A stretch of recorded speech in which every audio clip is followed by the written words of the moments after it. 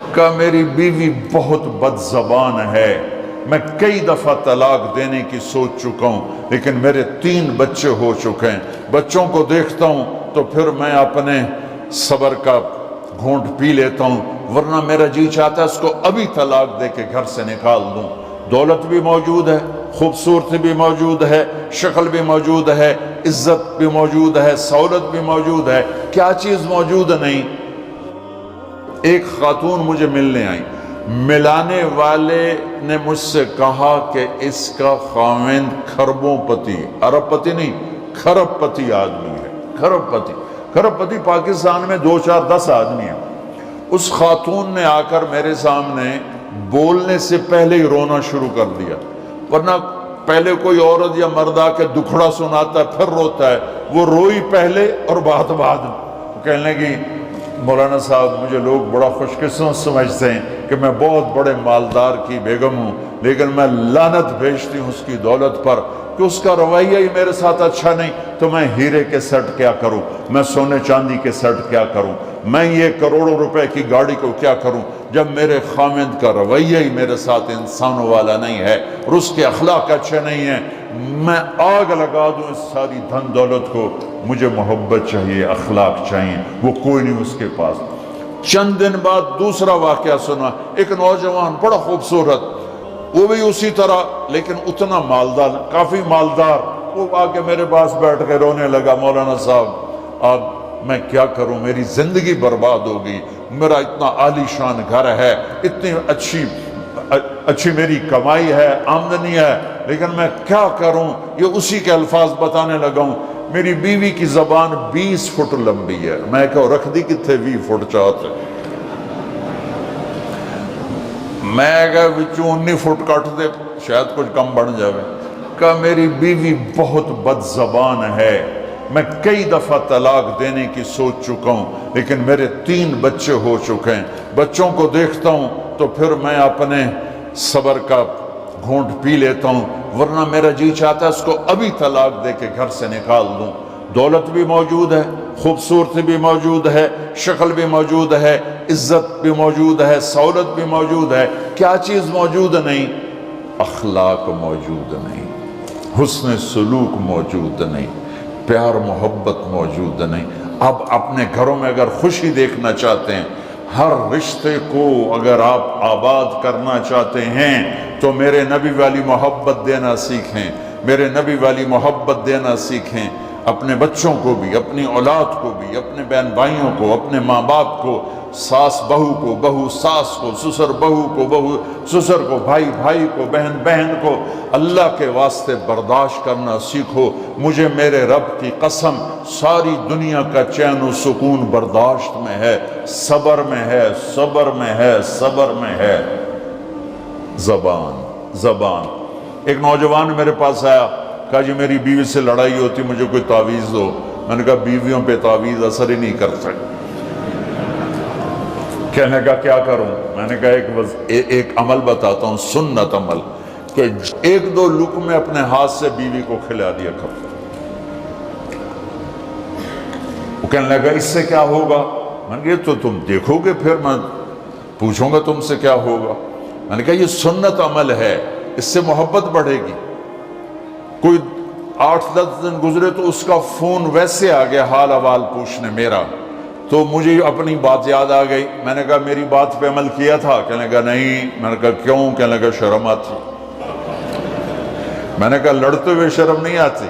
کبھی کوئی کمزور سے بھی لڑتا، عورت تو بیچاری کمزور ہے، چلو یہاں کی عورتیں طاقتور ہیں، سنا ہے کہ بڑی شیرنیاں ہیں اور ان کے خامد سارے بکری، یہ شیر ہیں، الٹا ہی کام ہے، یہاں عورتیں شیر ہے، خامد بکریاں ہیں۔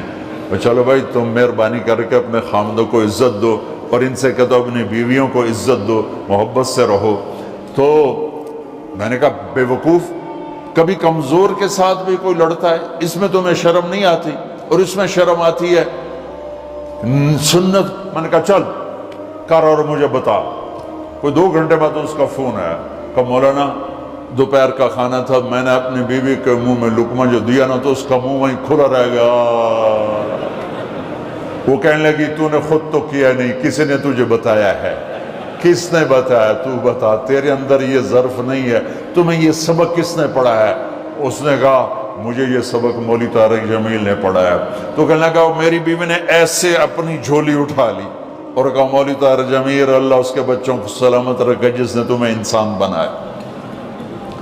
میرے بھائی بہنوں صبر کرنا سیکھو۔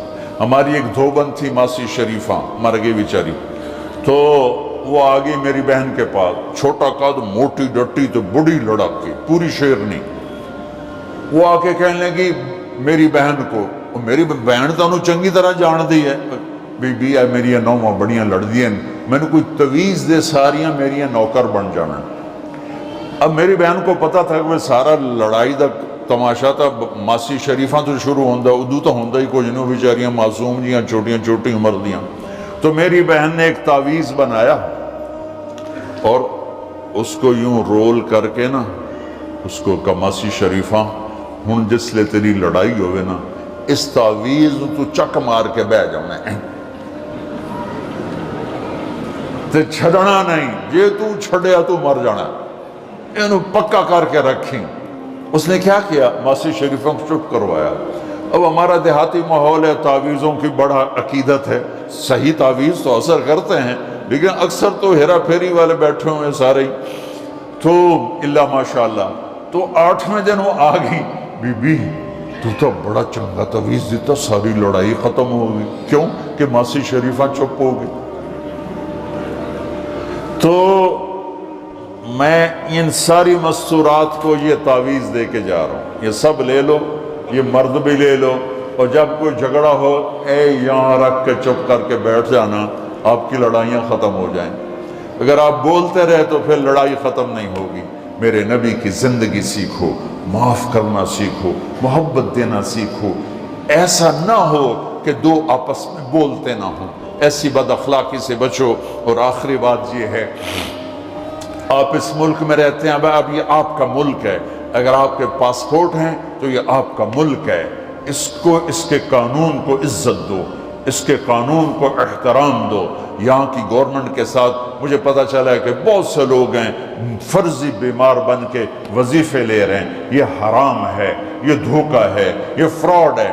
جو حکومت آپ کی اتنی ہمدرد ہو کہ گھر بیٹھے آپ کو وظیفہ پہنچائے، آپ کے بچوں کے وظیفے لگائے، آپ کے وظیفے لگائے، انہی کے ساتھ دھوکہ کرنا ہے، انہی کے ساتھ فراڈ کرنا ہے۔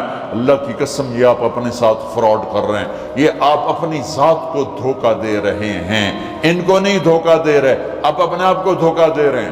ایک سردار جی ریل میں چڑھا، ہنسی جائے، لوگوں نے پوچھا سردار جی بڑے ہنس رہے ہو؟ کہنے لگا ریلوے والوں کے ساتھ آج بڑا فراڈ کیا، چکر کا دے دیا، ریلوے کو چکر دے دیا ہے۔ کہا سردار جی کیا چکر دیا ہے؟ کہنے لگا واپسی کا ٹکٹ بھی لے لیا ہے اور واپس میں نے آنا کوئی نہیں ہے۔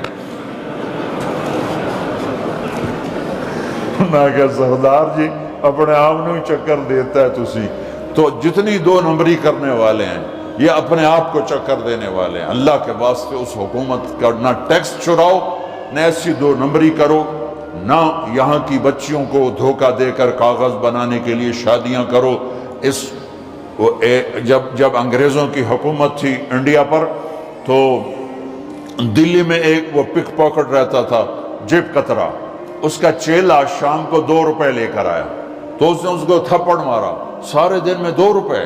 وہ کہنے لگا استاد آج بڑا مال مارا تھا، ایک گورے کی جیب کاٹی تھی، بہت پیسہ تھا۔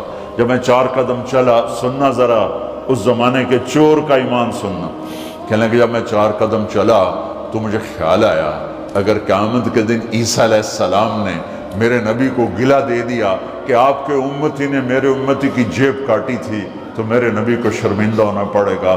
تو پھر میں نے کہا میری وجہ سے میرا نبی شرمندہ ہو، میں نے جا کر اس کو واپس کر دیا، اے 2 روپے اپنے دے کپ کے لے آندے۔ تو اس نے اس کو 10 روپے انعام دیا کہ یہ 10 روپے تیرا انعام ہے۔ اب آپ اس ملک کے اگر ہیں، آپ کے پاسپورٹ ہیں تو آپ یہاں کے ہیں، آپ اپنے پیچھے اپنے رشتہ داروں کی مدد کریں، جو مرضی کریں، لیکن میرے بھائی بہنوں اس سے اپنا ملک بنا کے چلو، یہاں غریبوں پہ خرچ کرو۔ زکوٰۃ تو مسلمان کو دی جاتی ہے کوئی شک نہیں، لیکن صدقات خیرات پیچھے بھیجنے کے بجائے یہاں کتنے غریب لوگ ہیں، کتنے ضرورت مند لوگ ہیں، کتنے لوگ ہیں جن کے پاس گھر کوئی نہیں، کتنے لوگ ہیں جو کونسل کی طرف سے وظیفہ لے کر روٹی کھا رہے ہیں اور وہ پوری نہیں پڑتی۔ ایسوں کو ڈھونڈ ڈھونڈ کے ان پر خرچ کرو، ان کی مدد کرو، کسی کی جانی خدمت کرو، کسی کی مالی خدمت کرو۔ میرے نبی نے فرمایا ہر مسلمان کے لیے ضروری ہے کہ صدقہ دے، ہر مسلمان روزانہ صدقہ دے۔ تو صحابہ نے کہا یا رسول اللہ پیسے نہ ہوں تو آپ کہتے چلو کوئی بات نہیں۔ کہا نہیں سنو، آپ نے کہا بازار میں جا کے مزدوری کرے اور مزدوری کی قیمت وصول کر کے صدقہ کرے۔ صدقہ اتنا ضروری ہے، بلاؤں کو ٹال دیتا ہے، مصیبتوں کو ٹال دیتا ہے۔ تو یہاں رہنے والے یہاں کے قانون کا احترام کریں، یہاں کے قانون کو عزت دیں، اللہ کے واسطے دو نمبری نہ کریں، دیانتداری سے چلیں۔ میرے نبی نے فرمایا میرا امتی ہر گناہ کر سکتا ہے، دو کبھی نہیں کرے گا، ایک جھوٹ کبھی نہیں بولے گا، ایک دھوکہ کبھی نہیں دے گا۔ تو اللہ کے واسطے دھوکے فراڈ سے چلیں۔ کہیں آپ لڑے ہوئے ہیں صلح کر لیں، پیار محبت دیں، معاف کریں، اپنے بچوں کو ٹائم دیں، ان کو اچھی تعلیم دیں، یہ اعلیٰ عہدوں پر پہنچیں، اعلیٰ جاب پر پہنچیں۔ ضروری نہیں ہے کہ تمہاری طرح مزدوریاں ہی کریں، ان کی تعلیم کا یہاں سکول بناؤ، یہاں کالج بناؤ، اپنے سکول بناؤ، اپنے کالج بناؤ، اپنی اولاد کو اچھی سے اچھی تعلیم دو کہ یہ آگے چل کے بڑے شعبوں پر اور بڑی جاب پر پہنچیں اور تمہارے لیے عزت بنے، باعث عزت بنے، باعث افتخار بنے۔ آپس کی پیچھے لڑائی چل رہی، اس نے ایک کنال کا گھر بنایا، میں نے 2 کنال کا بنایا۔ اور میں ایک جگہ گیا پہاڑ میرپور گیا، میرپور بڑے بڑے گھر شہر میں انٹر ہونے سے پہلے بڑے بڑے گھر، میں نے کہا یہ اور لگے جیسے خالی، میں نے کہا یہ کیا ہے؟ میں پہلی دفعہ میرپور کہا یہ انگلینڈیوں کے گھر ہیں، ان کے مقابلے لگے رہتے ہیں۔ اس نے کنال کا بنا، میں 2 کنال کا بناؤں گا، اس نے 2 کنال کا بنا، میں 4 کنال کا بناؤں گا۔ بناؤ گھر اپنی ضرورت کے بنا لو، جب جانا ہو وہاں نہ تم جانے والے ہو پیچھے نہ تمہاری اولادیں، ان کو یہاں کی نسوار لگی واپس جائیں گے لوڈ شیڈنگ میں۔ ایک پٹھان بھائی ناراض نہ ہونا، ادھر بہت ہیں پٹھان، تو ایک پٹھان کا خرگوش گم ہو گیا، خرگوش، تو لوگوں نے افسوس کیا خان جی آپ کا خرگوش گم ہو گیا۔ کہنے لگا خوچا کوئی بات نہیں ہے، ہم نے اس کو نسوار کا عادی بنایا ہوا ہے، جب نشہ ٹوٹے گا ہمارے پاس آئے گا۔ یہ تمہاری نسل اور تم انگلینڈ کی نسوار کھا کھا اب تم پاکستان جاؤ گے، ہندوستان جاؤ گے، بنگلہ دیش جاؤ گے، تم نے یہی رہنا ہے۔ اسے اپنا ملک بنا کے چلو، سنسیئر ہو کے چلو، اس کے قانون کا احترام کر کے چلو۔ یہاں غریبوں پہ صدقہ تو غیر مسلموں کو دو، ان کے دل قریب ہوں، ڈھونڈ ڈھونڈ کے دو، وہ تم سے پیار کریں، وہ تم سے محبت کریں، ان کے ہائے ہائے۔ او میرے نبی تشریف فرما تھے، ایک طوائف گزری، طوائف پروسٹیٹیوٹ، وہ آپ کو دیکھ کے نا آپ کا مذاق اڑانے کے لیے، کیسا نبی ہے، اکیلے بیٹھ کے کھاتا ہے، کسی کو پوچھتا ہی نہیں۔ غیر مسلم کافر طوائف، کتنی برائیاں اکٹھی ہو گئی۔ آپ نے کہا آجا، وہ آ کے بیٹھ گئی، آپ نے کہا کھا، وہ تو آپ کا مذاق اڑا رہی تھی کہ نہیں ایسا نہیں کھاؤں گی، جو تیرے منہ میں ہے اپنے ہاتھ سے نکال کے مجھے کھلا۔ اس کا خیال تھا یہ مجھے ڈانٹیں گے، کہیں گے اس کو اٹھاؤ، 2 چھتر مارو، اس کو دفع کرو، میں کہوں گی دیکھو تمہارا نبی کیسا ہے، اتنا بد اخلاق۔ تو انہوں نے کہا نہیں، جو تیرے منہ میں ہے وہ نکال اور اپنے ہاتھوں سے میرے منہ میں ڈال۔ میرے نبی نے کہا یہ لو، آپ نے لقمہ منہ سے نکالا اور اس کے منہ میں ڈالا۔ اب پنجابی کی مثال ہے، کبے نو لت لگی اور سدھا ہو گیا۔ میرے نبی کے منہ کا لعاب جب اس طوائف کے منہ میں گیا، وہ ساتھ ہی کلمہ پڑھ گئی، ایمان لے آئی اور مدینے کی شریف ترین عورت بن گئی۔ میرے نبی تو اس طرح اخلاق والے تھے۔ یہاں تو نوکر سسٹم نہیں، میں پاکستان میں بھی روتا رہتا ہوں کہ نوکروں کے برتن الگ ہیں اور مالکوں کے برتن الگ ہیں، عورتوں کی نوکروں کی پلیٹ الگ ہے اور مالکوں کی پلیٹ الگ ہے۔ میرے نبی نے طائف کے کافر آئے، روزانہ ان کے ساتھ بیٹھ کے رات کو کھانا کھاتے تھے، ان کا جھوٹا کھاتے تھے۔ یہ اخلاق تھے جس نے انہیں کلمے میں داخل کر دیا۔ نجران کے جوڑ نظر آئے گا، اور میرے رب کی سنو، ان استقالنی عقلت لا، تو توبہ توڑ کے لے آ 1 دفعہ یا 1000 دفعہ، ایسا جوڑوں گا کہ جوڑ نظر ہی نہیں آئے گا، بے جوڑ کر دوں، اور یہ تیرے کرامن کاتبین کو بھی نہیں پتہ چلے گا کہ یہ توبہ ٹوٹی ہوئی ہے اور ٹوٹ کے جڑی ہے یا ٹوٹی نہیں۔ اللہ ایسی توبہ ہماری قبول کرے گا۔ جب ہو توبہ کرو، جب ہو توبہ کرو۔ تو نیت کرتے ہو توبہ کی؟ اگر ہم نے سچے دل سے کر لی تو اللہ کی قسم یہیں بیٹھے بیٹھے ہم سب ایسے ہو جائیں گے جیسے ماں کے پیٹ سے نکلے ہوں۔ اور پھر اگر ٹوٹ جاتی ہے، وہاں جا کے ٹوٹ جاتی، پھر کہنا یا اللہ میری توبہ۔ ماں تنگ آ کے شاید بچے کو مارنے لگ جائے، لیکن میرا رب کبھی تنگ نہیں پڑتا، جب بھی جھکو گے معاف کرے گا، جب بھی جھکو گے معاف کرے گا۔ اللہ تعالی ہمیں توفیق دے۔ تو میرے ساتھ کہو یا اللہ میری توبہ، پھر کہو یا اللہ میری توبہ، پھر کہو یا اللہ میری توبہ۔ اب اگر دل سے ہے تو سب معاف ہو